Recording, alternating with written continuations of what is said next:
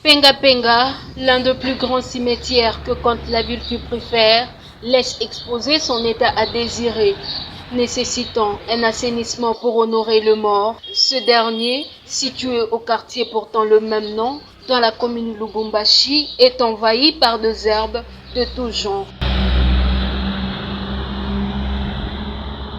Clôture inachevée et presque invisible suite au niveau d'herbe, cette situation de Penga Penga expose la population de ce coin à de graves dangers, surtout dans des heures tardives.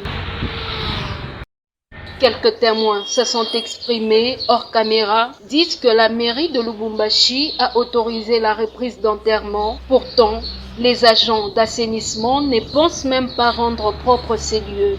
Il ne se peut que l'entretien intervient une fois l'an, soit le 1er août, journée dédiée aux parents et aux morts.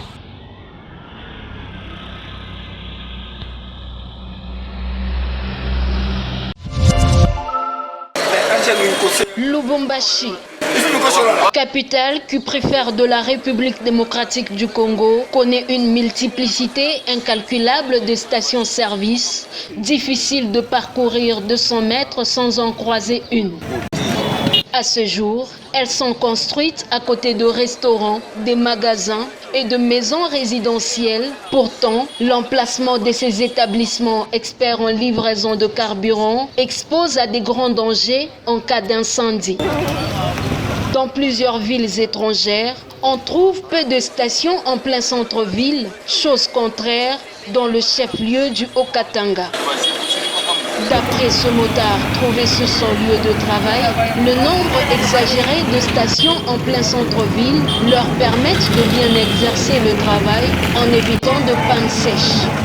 Non, pour moi, je peux dire que la station a tout ça aidé à Chiba maintenant parce que des zones à la Mokata, Panyombe, on a Makuta, on a Makuta carburant au juste.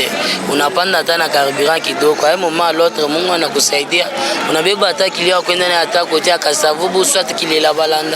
En cours de route, carburant n'a pas. Déjà, Makuta y a quoi il est, quoi, Kukuripa, on y a déjà station, on a quoi carburant. Là, on a continué dans moins de Yako. Du point de vue environnemental, le nombre d'installations de stations ne sont pas respectées car ces dernières doivent être construites loin de maisons résidentielles.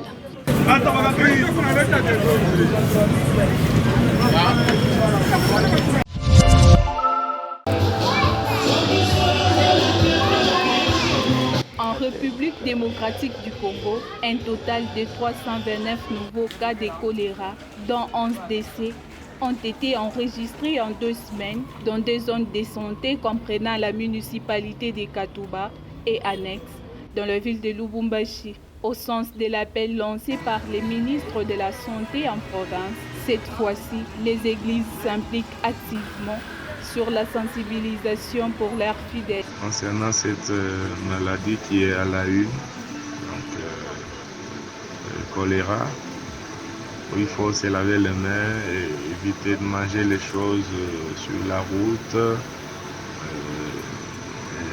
et respecter les mesures d'hygiène primaire. Un dispositif, non. Pas encore, mais nous avons parlé à l'église et il y a un plan qui est en train d'être mis en place.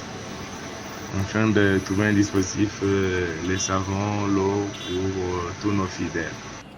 Cette épidémie dite des mains sales est connue par plus d'une personne, bien que les dispositions préventives tardent d'être appliquées, exposant ainsi toute la population à une éventuelle contamination. Le choléra est une maladie qui se transmet à une vitesse de croisière, c'est-à-dire une maladie très contagieuse. Donc, à ma population de veiller vraiment aux mesures barrières. Cela veut dire se laver tout le temps les mains avec du savon ou de la cendre. Utiliser les gels ici contre les bactéries, donc contre les microbes. S'il faut avoir une bouteille que vous pouvez avoir en poche à tout moment, c'est très bien. je demande aux vendeurs et vendeuses des différents marchés et hors marché de couvrir tout ce qu'ils sont en train de vendre. Donc les aliments doivent être couverts. Depuis la réapparition des choléra en janvier 2022, 12 des 26 provinces de la RDC sont touchées. Raison de plus de savoir et voir l'implication du ministère national de la Santé.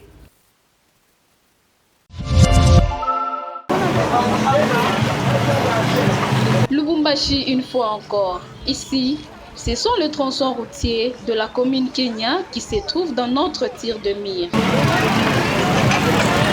Manono, Basilic, Mitwaba, Kolwezi et du marché à ses angles avec circulaires se trouvent dans un état de dégradation très avancé.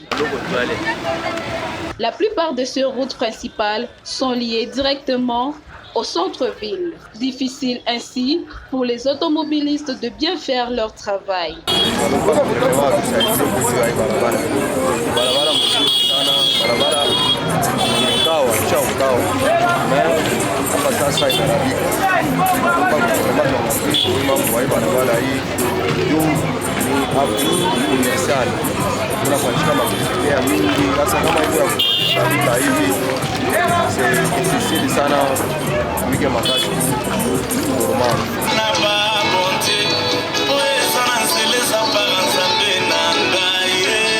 Fortement détériorées, surtout pendant cette période pluvieuse, ces artères détruisent plusieurs véhicules.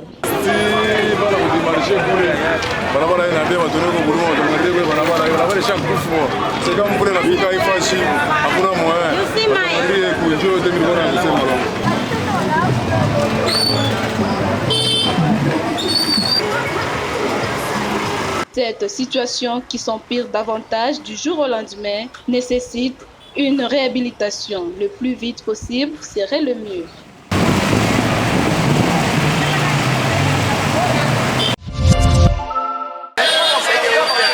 Les autorités de la ville poursuivent la lutte contre le marché pirate dans la ville de Lubumbashi dans le Haut-Katanga, constaté ce mercredi 14 février. À entendre les observateurs louchois, cette opération est indispensable pour en finir avec le marchand ambulant qui reprennent leurs activités malgré toutes les tentatives de force de l'ordre. À ces jours, la capitale du cuivre présente un double visage qui ternit son image surtout en cette période où le choléra enregistre de victimes. Ainsi, mobiliser la police pour lutter contre les vendeurs à la sauvette fluidifie la circulation de piétons et dégage les différents couloirs commercialisés aux ventes villes de Lubumbashi ou Antansi.